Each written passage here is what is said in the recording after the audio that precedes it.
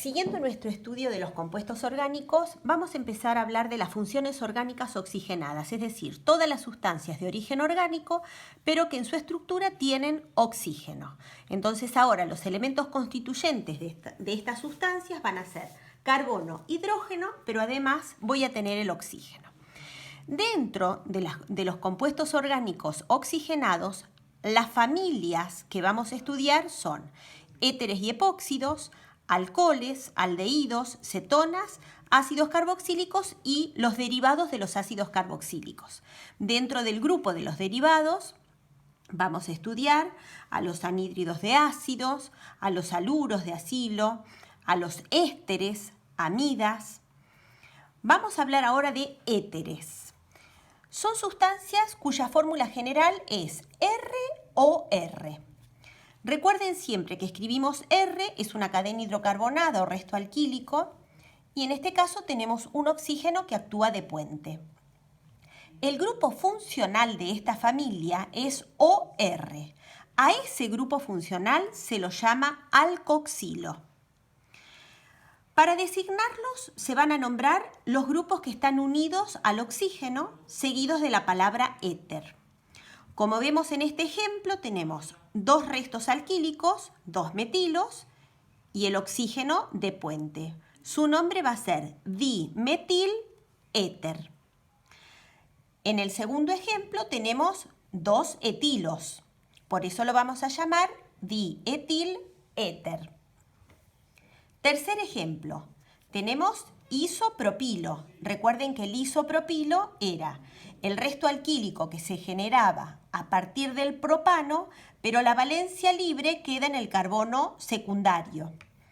Se va a llamar diisopropil-éter. En el cuarto ejemplo vamos a ver que tenemos un metilo y un terbutilo. Por orden alfabético, en este caso sería terbutil, metil, éter. Los tres primeros éteres, como tienen los restos iguales, dos metilos, dos etilos, dos isopropilo, son éteres simétricos. El otro ejemplo es un éter asimétrico, porque los R son diferentes, como en este caso. Tenemos un isopropilo y un fenilo. El nombre va a ser fenil isopropil éter. Un fenilo y un metilo, fenil metil éter.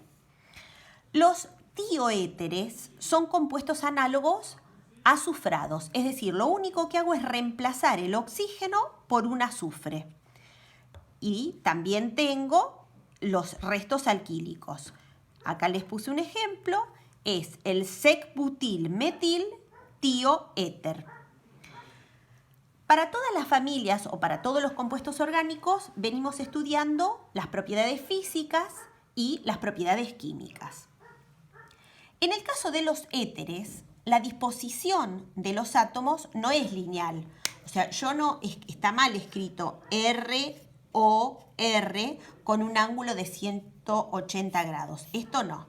La verdadera disposición es la que escribimos acá, donde entre los restos alquílicos y el oxígeno aparece un ángulo de 110 grados. Es decir, que la geometría va a ser una geometría de tipo angular, como la que tiene el agua. Esta disposición de los átomos, de esta manera y con este ángulo, generan en la molécula lo que se llama el momento dipolar. O sea que los éteres van a ser sustancias que tienen una débil polaridad. Eso hace que los puntos de ebullición de los éteres sean similares al de los alcanos, de igual peso molecular, pero más bajos que la de los alcoholes. Vamos a ver por qué pasa esto, y es en realidad porque los alcoholes tienen la posibilidad de generar puentes de hidrógeno. Vemos, tengo N-heptano, metil N-pentil éter y 1-hexanol. Y veamos los puntos de ebullición. Para el alcano y el éter, que tienen pesos moleculares similares, los puntos de ebullición no varían, 98 y 100.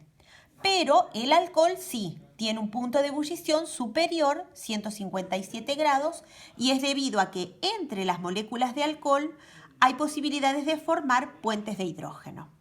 Recuerden que cuando hablamos de propiedades físicas, las propiedades físicas están íntimamente relacionadas con las fuerzas intermoleculares.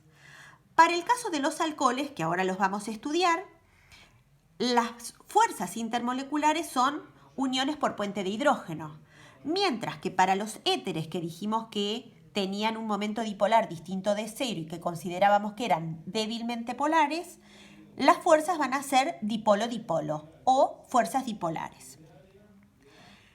Estos compuestos orgánicos son utilizados como solventes o disolventes, presentan una solubilidad en agua que es comparable a la de los alcoholes y es probablemente por la posibilidad de formar puentes de hidrógeno, éter-agua. Son sustancias muy volátiles y muy inflamables, hay que tener muchísimo cuidado con ellas.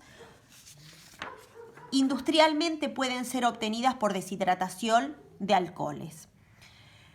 Veamos, si yo tengo dos moléculas de alcohol en presencia de sulfúrico y calor, voy a eliminar una molécula de agua, OH se va a unir a H, ¿sí? Y el O va a quedar unido al otro resto, formando de esa manera el éter. ¿Cómo podemos formar, por ejemplo, el éter dietílico o dietil-éter? Dos moléculas de etanol, al ser sometidas a calor en presencia de ácido sulfúrico, van a formar el dietil-éter más agua. Recuerden que acá hay una reacción de deshidratación de alcoholes.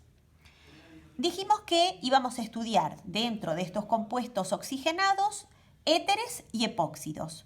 Los epóxidos son éteres, pero contienen un anillo de 3 átomos, o sea, tienen una estructura muy particular. Se prepara por oxidación catalítica del eteno, el más importante de ellos que es el óxido de etileno. Y acá les presento la reacción. El eteno se oxida en presencia de un catalizador que es plata a 250 grados centígrados y permite esta reacción la formación del óxido de etileno, cuya utilidad es como agente esterilizante. Forma mezclas explosivas con el aire y es altamente tóxico. Hay toda una normativa y una regulación para trabajar con óxido de etileno. Es utilizado en las centrales de esterilización, hay equipos especiales para trabajar con él.